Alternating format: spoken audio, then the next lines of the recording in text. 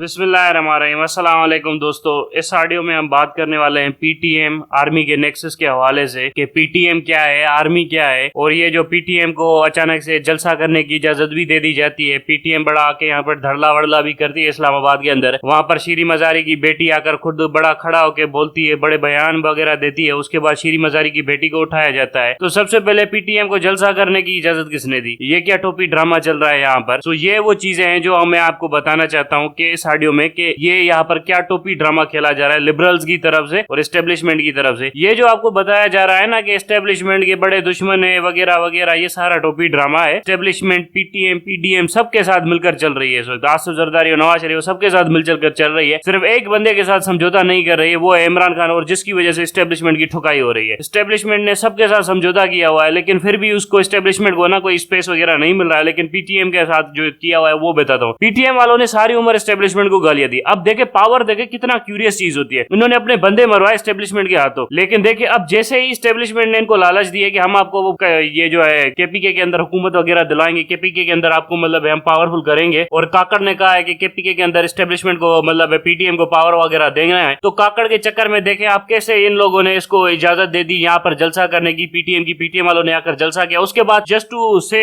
Public कि हमने ना इनको गिरफ्तार किया शीरी मजारी को बेटे के लिए, और इसीलिए गिरफ्तार किया कि हम यहाँ पर है ना बताना चाहते हैं कि हमारा पीटीएम के साथ नफरत है वगैरह। पीटीएम वो बदमाश पार्टी है जिसको सीधी सीधी बात है अमेरिका ने पैसे दिए थे। इसके साथ काउंसलर ऑफ अमेरिका मिलता रहता है, बार बार काउंसलर ऑफ अमेरिका जो यहाँ पर था इस्लामाबाद के अंदर, वो बार बार इनके साथ मिलता रहता था। काउंसलर जैसे इनके साथ मिलता था, दूसरे दिन ये जलसा जुलूस करते थे, दूसरे दिन ये जाकर वहां पर कुछ ना कुछ कर रहे होते थे ये वजीरिस्तान के अंदर। चौथे दिन फिर इसको रिस्पॉन्स में आईएसआई वाले इनके बच्चे वगैरह उठा के मार देती थी, जो कि गलत करती थी। ये होता था इनके साथ। ये पहले अमेरिका से डिक्टेशन लेते थे, उसके बाद ये एहतजाज करते थे, उसके बाद आईएसआई रिस्पॉन्स में कुछ मारती थी। आज पीटीएम के ज्यादा आर्मी समझौता कर रही है। अब मुझे बताओ कौन गद्दार हुआ? पीटीएम गद्दार सबसे बड़ी, जो अमेरिका के कहने के ऊपर चले और उसके साथ ही समझौता किया जा रहा है और उसको वापस केपीके में लाने की कोशिश की जा रही है। और यहाँ पर मैं उन लोगों से पूछता हूँ ना जो कहते थे कि नवाज शरीफ के खिलाफ इमरान खान को फौज का साथ नहीं देना चाहिए था। अगर फौज का साथ ना देता तो नवाज शरीफ मजबूत होता और फौज को तोड़ देता। मेरा जूता फौज को तोड़ता नवाज शरीफ। नवाज शरीफ ने जिंदगी में नहीं सोचा था। नवाज शरीफ का सिर्फ रोल ये था कि मेरा आर्मी चीफ होना चाहिए ताकि मेरा इस मुल्क के ऊपर अच्छे तरीके से कंट्रोल हो, कोई मुझे चैलेंज ना कर सके। यही पीटीएम है ना, ये फौज को गालियां वाले देती है। आज फौज की मदद से इस्लामाबाद के अंदर जाकर एहतजाज कर रही थी। ये किसी ने पूछा कि कैसे इस्लामाबाद के अंदर पीटीएम को एहतजाज करने की इजाजत दी? ये किसी ने पूछा? बस ये तमाशा है। फिर आप देखे यही आपकी ये जो है बी टीम थी आपकी, ये जो टीएलपी थी, वो भी एहतजाज कर रही थी ना। तो ये जो है ना तमाशा पाकिस्तान के अंदर ड्यूअलिटी का चल रहा है, ये वो लेफ्ट वाला राइट वाला, ये तमाशा बहुत बुरा है। ये पाकिस्तान के अंदर खत्म होना चाहिए। सीधी सीधी बात है। ये जो हमारे लेफ्ट के इंटेलेक्चुअल है, ये आर्मी के कुत्ते हैं, ये आर्मी के कुत्ते थे। अब मैं आता हूँ असल टॉपिक के ऊपर। ये पीटीएम का तो मैंने बता दिया, और ये जो शीरी मजारी का बेटी बेटी उठाया, ये सारा ड्रामा है। ये पीटीएम सारा ड्रामा है, दुश्मनी वगैरह, ये सब इनके पालतू कुत्ते हैं फौजियों के। सीधी सीधी बात है। अब आते हैं थोड़ा सा, आज हम बात करते हैं फैसल वड़ाइच जो है, जिसका देखो सुनो चैनल है। थोड़ा सा मैंने इसको रगड़ना है। इसने आज है ना हिटलर के ऊपर एक माइन काफ के ऊपर, हिटलर के असर्शंस के ऊपर एक किताब लिखी है कि हिटलर के बिलीफ सिस्टम कितने गलत थे, हिटलर की वैल्यूज कितनी गलत थी, हिटलर का पूरी ऑब्जेक्टिव रियलिटी बड़ी मिसप्लेस थी। हिटलर तो कुछ सही समझ ही नहीं पाया था, उसकी इंटेलेक्चुअल कैपेसिटी नहीं थी, वो बड़ा कमजोर था, वो चीजों को सही समझ नहीं पाया, चीजों को सही जज नहीं कर पाया। एक छोटी सी बिगोटेड से बंदा था, छोटी सी रिसर्च की, उसके बाद उस बिगोटेड आइडियाज को थोड़ी सी डिफीट हो गई, ये हो गया वो हो गया सीखे वगैरह। तो इसी वजह से हिटलर ने सब कुछ गलत किया। ओ चूतिए, अब मैं बताता हूँ इन लोगों की। अब ये जो है ना शायर बनना चाहता था और ये बन गया पॉलिटिशियन। मैं आपको सीधी सीधी बात बताता हूँ। हिटलर ने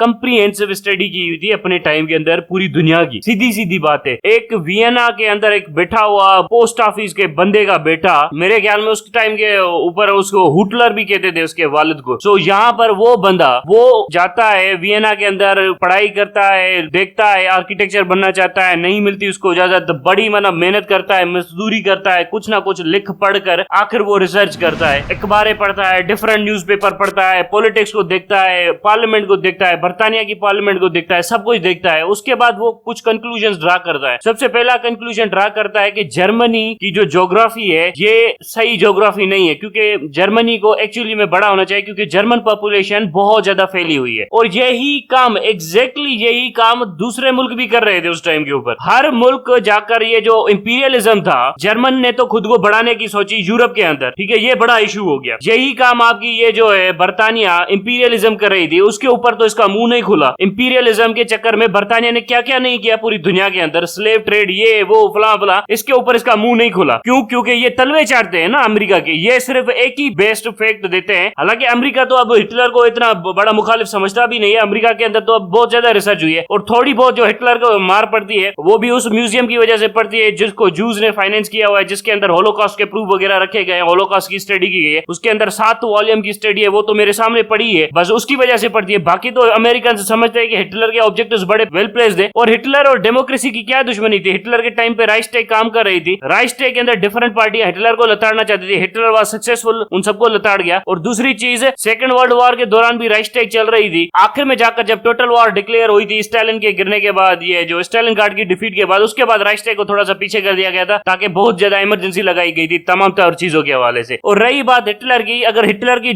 दुश्मनी डेमोक्रेसी से होती तो सोवियत यूनियन के साथ लड़ता, फिर तो बर्तानिया के साथ लड़ता ना। अगर डेमोक्रेसी के साथ हिटलर की लड़ाई होती, या लिबरल सेक्युलरिज्म डेमोक्रेसी हिटलर की दुश्मन होती, तो वो तो लड़ता है इनके साथ, वो तो सोवियत यूनियन के साथ लड़ा। सोशलिज्म, कम्युनिज्म और बोल्शेविक जूइशइज्म जो है उसके साथ उसकी लड़ाई थी ना। ये डेमोक्रेसी को कब उसने लताड़ा? ये जो इंग्लैंड के साथ थोड़ी बहुत झड़प हुई थी वो भी इसी वजह से हुई थी। थोड़ा ये लोग है ना फैक्ट्स को बड़ा डिस्टॉर्ट करते हैं, ये फैक्ट्स की मां बहन करते हैं। इंग्लैंड के साथ सिर्फ 60 दिन की लड़ाई चली थी। जो हिटलर 4 साल बर्तानिया, जो हिटलर 4 साल सोवियत यूनियन के खिलाफ इतनी टैंक्स, मोबिलाइजेशन, आर्टिलरी वगैरह यूज कर सकता है, वो सिर्फ बर्तानिया के साथ 60 दिन की जंग करता है। और ये जो डंकर के अंदर बर्तानिया ने अपने फौजी बचाए थे, तो इसको यहाँ पर है ना कोई नहीं आपको बताएगा कि बर्तानिया का एक था फॉरेन मिनिस्टर था, हिलफोर्ड था या हिलफोर्ड था, वो जाकर हिटलर के साथ निगोशिएट कर रहा था उस टाइम के ऊपर। और हमें बताया जाता है डंकर के अंदर है ना, हमने बड़ा सेफली बता दिया, डंकर के ऊपर हमला इसीलिए हिटलर ने नहीं किया क्योंकि वो उस फॉरेन मिनिस्टर के साथ निगोशिएट कर रहा था कि पीस चाहता था वो बर्तानिया के साथ। हिटलर का एक ही ऑब्जेक्टिव था, सोवियत यूनियन। ये कहां से कहते हैं कि लिबरल सेक्युलर डेमोक्रेसी का हिटलर दुश्मन था? ये बात करते हैं मुंह किस मुंह से बात करते हैं। दूसरी पॉइंट के ऊपर आते हैं, ये जो डेमोक्रेसी लगा के रखी हुई है, इंपीरियलिज्म और डेमोक्रेसी दुनिया में हमेशा कोएग्जिस्ट की है। ग्रीस के अंदर इंपीरियलिज्म था, एथेंस का और स्पार्टा का, इंपीरियल पावर थे दोनों, और फिर डेमोक्रेसी इन दोनों के साथ एग्जिस्ट करती रही।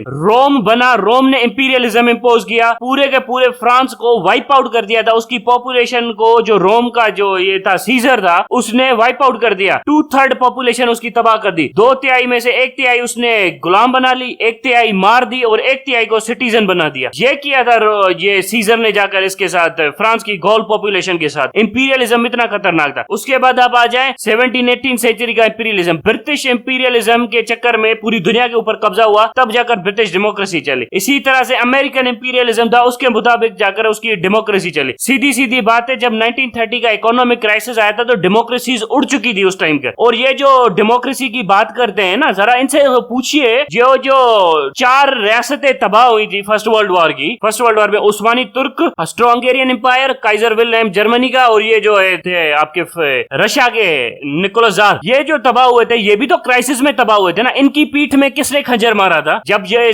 फर्स्ट वर्ल्ड वॉर चली थी तो किसने खंजर मारा था? उसके बाद 1930 का जो इकोनॉमिक रिसेशन आया, उसके चक्कर में भी डेमोक्रेसी चली गई, जैसे वाइमार रिपब्लिक चली गई। अगर डेमोक्रेसी इतनी मजबूत होती तो खुद को सेल्फ सस्टेन करती ना। अमेरिका के अंदर 1930 का इकोनॉमिक रिसेशन आया, फ्रैंकलिन डी रूजवेल्ट ने तकरीबन पूरी की पूरी अपोजिशन को रखेड़ के रख दिया हुआ था, इस तरह के बिल्स एंड लेजिस्लेशन, ताकि just wanted to preserve the America, ये वो वगैरह। पूरे 4 टर्म्स उस बंदे ने खुद को रीइलेक्ट करवाया, फ्रैंकलिन डी रूजवेल्ट ने। पूरी तरीके से ऑटोक्रेटिक कंट्रोल था अमेरिका के अंदर, डेमोक्रेसी को बचाया जा रहा था इमरजेंसी पावर के थ्रू। ये क्या बात करते हैं? हालांकि फ्रैंकलिन डी रूजवेल्ट के अंदर डेमोक्रेटिक वैल्यूज बहुत ज्यादा थी। ये बर्तानिया का जो प्राइम मिनिस्टर था, ये हरामजादा, ये जो था ये आपका विंस्टन चर्चिल, क्या ये इंपीरियलिस्ट नहीं था? इसने ईरान की हुकूमत के साथ क्या क्या नहीं किया था? इसने ईरान की हुकूमत को फर्स्ट वर्ल्ड वॉर के, सेकंड वर्ल्ड वॉर के दौरान तो यूं रातों रात बदल दिया था। इसने ये जो आपके बंगाल के अंदर फेमिन हुआ था 1943 का अंदर, उसके अंदर इसका रोल क्या है ये थोड़ा सा पड़ा है। ये तमाशा बनाते हैं ये लिबरल सारे कुत्ते, ये जाकर तलवे चाटते हैं अमेरिका के अंदर और लोगों को उल्टी सीधे बातें बताते हैं। हिटलर तो बुरा था, ये था, हिटलर जो भी था, लेकिन ये कौन से दूध के धुले थे? ये जो हिटलर को हम कंटेम करते हैं, हिटलर यूनिलेटरल एक्शन ले रहा था ग्लोबल स्टेज के ऊपर के, मतलब कभी चेकोस्लोवाकिया ले लिया, कभी सुडेटनलैंड ले ली, कभी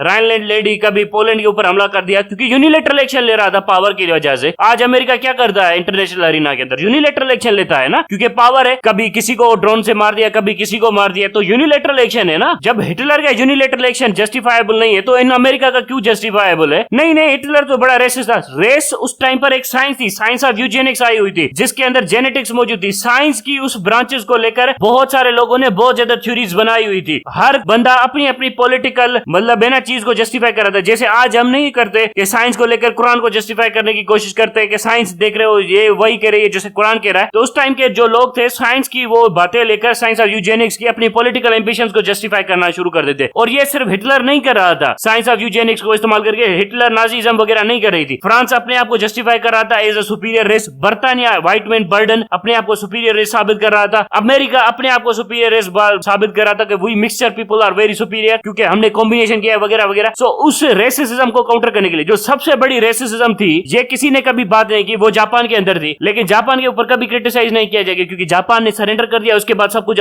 मतलब है ना इनके हिसाब से करने लगे और जापान ने खुद को ग्लोबल स्टेज से विड्रॉ कर लिया। आज भी अगर ये यूरोपियन यूनियन ना एग्जिस्ट करे, यूरोपियन यूनियन खत्म हो जाए, फिर मैं देखता हूं कि ये यूरोप के अंदर कितनी ज्यादा मतलब यूनिटी रहती है। जर्मनी अपना हक मारेगा। जर्मनी के अंदर सबसे ज्यादा लिबरल गवर्नमेंट है, लिबरल सेक्युलर डेमोक्रेटिक, बड़ी प्रॉस्परस गवर्नमेंट है। गेज लेस्बियन सब कुछ हलाल है वहां पर। इतनी सबसे बड़ी सेक्युलर गवर्नमेंट है जर्मनी के अंदर। उस वहां के बच्चों को हिटलर से नफरत करना सिखाया जाता है, नफरत सिखाई जाती है हिटलर को करने। मतलब हिटलर से आपने नफरत करनी है, ये नहीं कि हिटलर का कैरेक्टर असेसमेंट करना है वगैरह वगैरह। आपने नफरत करनी है हिटलर से। वहां पर जितना प्रोपेगेंडा किया जाता है जर्मनी में अपने लोगों को, बच्चों को पढ़ाने के लिए, उससे ज्यादा प्रोपेगेंडा कभी नहीं देखा हमने दुनिया के अंदर। फिर भी वहां पर प्रोपेगेंडा किया जाता है। फिर भी इतनी लिबरल गवर्नमेंट होने के बावजूद भी वो कहते हैं अगर यूरोपियन यूनियन ना होती तो आज फिर से जर्मनी वही काम कर रहा होता जो हिटलर कर रहा था। ये होती है अपने नेशनल इंटरेस्ट के साथ कमिटमेंट। ये अमेरिका ने स्पेन के साथ किस लिए जंगे की थी? अपना नेशनल इंटरेस्ट बचाने के लिए ना। हर मुल्क अपना नेशनल इंटरेस्ट प्रिजर्व करता है। ये चंद चूतिए लोग आके हमें बताते हैं कि कौन सी नेशनल पॉलिसी बनानी चाहिए, कौन सी नहीं बनानी चाहिए। इससे पूछो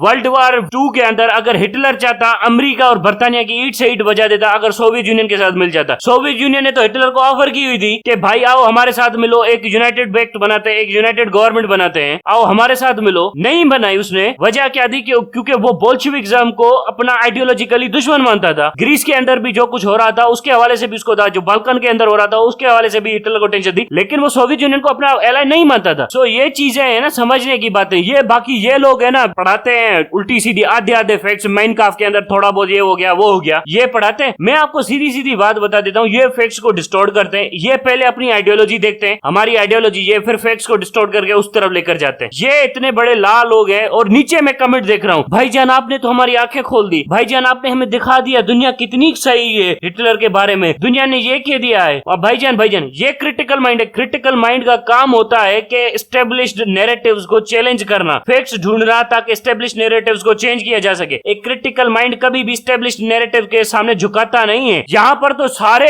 ये एस्टेब्लिश्ड नैरेटिव के सामने झुक रहे हैं। अब मैं पूछना चाहता हूँ, अगर जो बंदा एस्टेब्लिश्ड नैरेटिव के सामने झुक जाए वो किस बात का क्रिटिकल हुआ? आज भी अमेरिका के अंदर डिफरेंट साइंटिस्ट है जो यूनिवर्सिटीज के अंदर बैठे हुए हैं, वो हिटलर के ऊपर स्टडी करते हैं और फिर वो क्रिटिकली एनालाइज करते हैं और फिर वो कहते हैं कि ये बातें सही नहीं है हिटलर के बारे में जो हमने बच्चों को पढ़ाई है। एक्चुअली में हिटलर को जैसे पेंट करना चाहिए वैसे पेंट करो। ये जो हिक्स है इसकी बुक है नाजी एंड नीशे, उसके अंदर उसने क्या बताया हुआ है हिटलर के बारे में जो हमने झूठ वूठ अपने लोगों को बताया हुआ है। अगर लोगों ने किताबें पढ़ना शुरू कर दी तो हिटलर की बातें को तो लोग समझेंगे कि हमारी रियासत ने तो झूठ बोला हुआ है सब कुछ। आप हिटलर के हवाले से, नाजीज्म के हवाले से एक सही आइडियोलॉजी लेकर आए और सही आइडियोलॉजी आप लोग नहीं लेकर आए। वो हिक्स बड़ा फिलोसोफर है, उसने तो लिखा हुआ है कि ये जो हमने किया हुआ है ये सर झूठ किया हुआ है हमने हिटलर के खिलाफ, हमें सही तरीके से प्रेजेंट करनी चाहिए फैक्ट। और रही बात प्रिंटिंग प्रेस और वगैरह, प्रिंटिंग प्रेस किसके हवाले थी मशीनें ये सारी की सारी? बैंक के नोट और ये जो न्यूज़पेपर एक ही जगह के ऊपर छपते। और कौन कंट्रोल करता था ये प्रिंटिंग? जूस करते थे कि नहीं करते थे? ये तमाशा है। ये इन लोगों से बचें, ये इंटेलेक्चुअल बैंकरप्ट लोग हैं, ये आपका जहन खराब कर देंगे। ना इनको कुछ पता, इनको पता सब कुछ है, इनको सिर्फ मैनिपुलेशन करनी है, इनको एजेंडा मिलता है फिर वही फीड करते हैं लोगों को। अब तक के लिए इतना ही। Thank you very much.